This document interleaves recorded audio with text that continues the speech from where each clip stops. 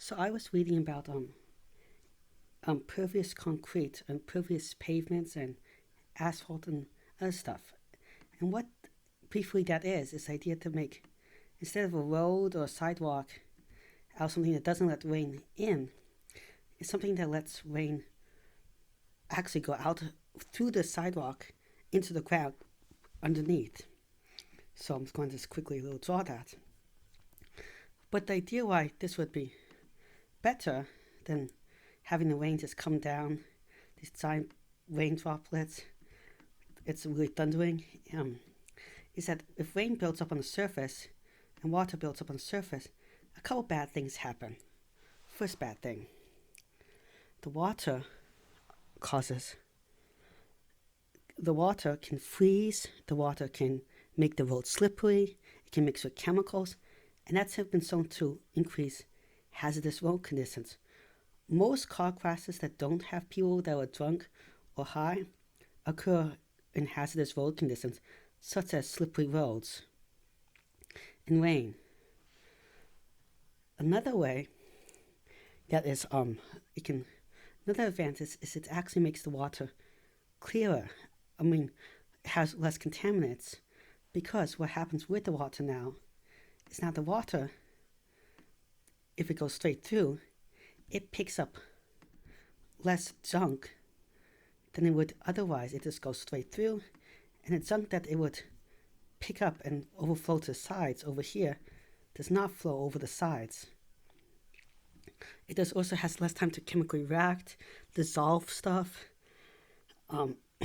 take in oil with it and move oil deeper into the soil. It acts as a natural filter. It also can prevent flooding, because now the water goes more into the ground instead of flooding, and having more water in the ground nicer way instead of flooding promotes plant life nearby and other life.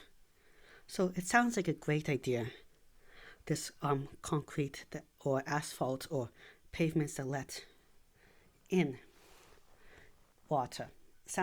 But there's a couple big problems. The first one is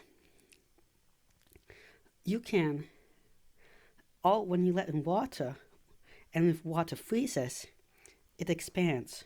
Water expanding is very weird.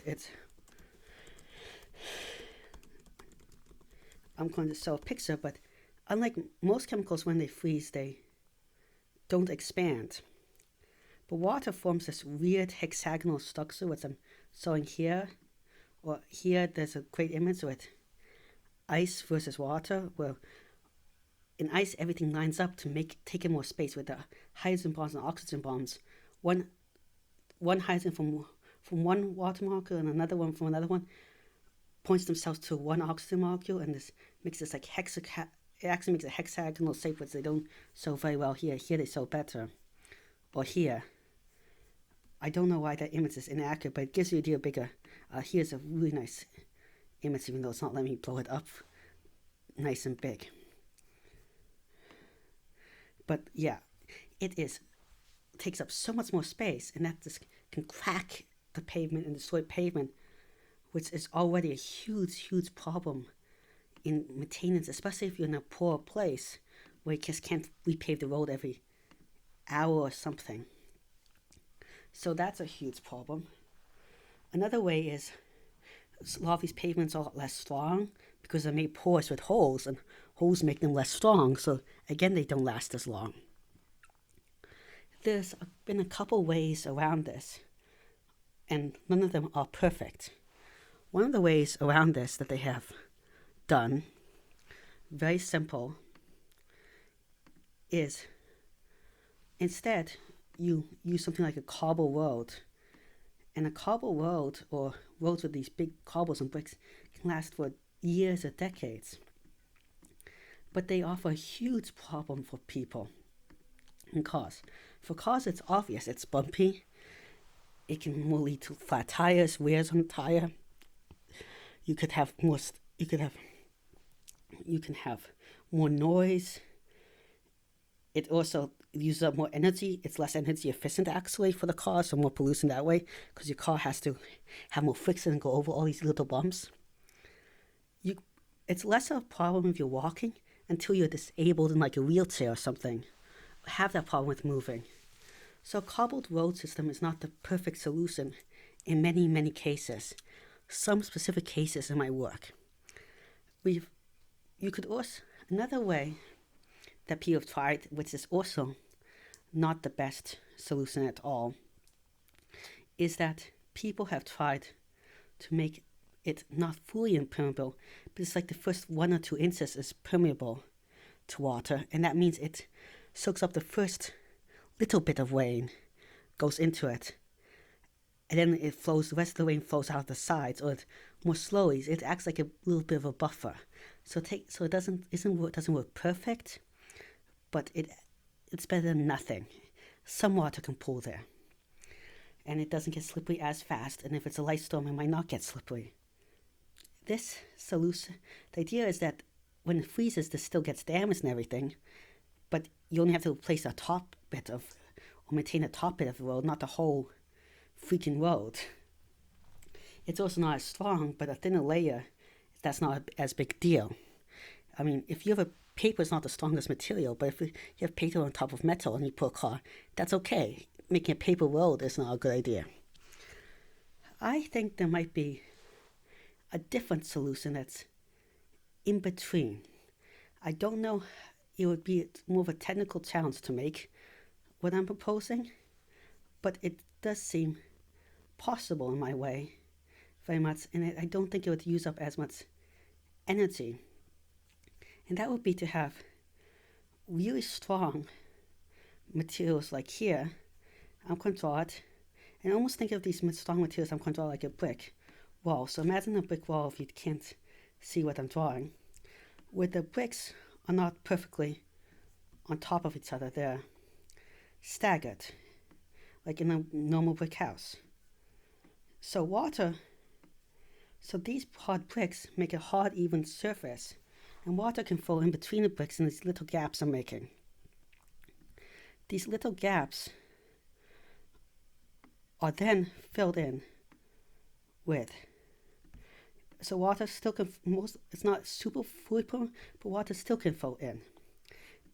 These little gaps are then filled in with something, a tiny bit of something that lets water highly through, but it's very has a very good elastic strength. It can really stretch very well. So then if water freezes, it's not cracking these bricks or putting too much pressure on these bricks. Instead, the whole road just expands together, and these little bricks move apart. But at the same time, it's really strong, because most of the strength of it comes from these big bricks that are being pushed down together and compressed. And it also, you don't lose a lot of the, if you design it right, that the bricks will fit together, you don't lose a lot of the strength. And that causes problems of energy loss, because there's energy loss when the road bends down, because then you have these little miniature hill, and I'm really highly exaggerating this picture. But then if the road completely flexes down, you have to go up this hill constantly, so you lose constant energy. In something like this, with all the bricks fitting together well, the better they fit together. And these little gaps, so it's even better if they were something like this, with the brick having a little like joint to the other brick. Then you have almost none of that compression going, but still ability for it to expand. Like kind of like a medieval suit of armor that's easy to move on the outside, from the inside, but not on the outside. So highly strong road.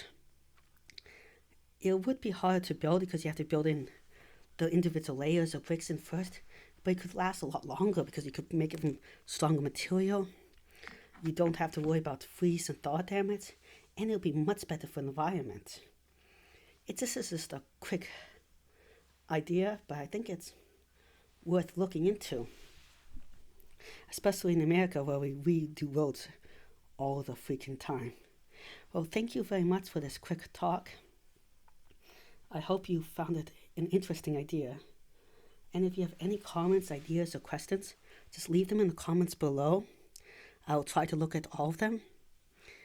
If also, please like and subscribe. I'm trying to reach 1,000 subscribers in a year. which is a very hard goal, and 4,000 watts hours, which is a little easier go with that many subscribers. Thank you very much. Goodbye.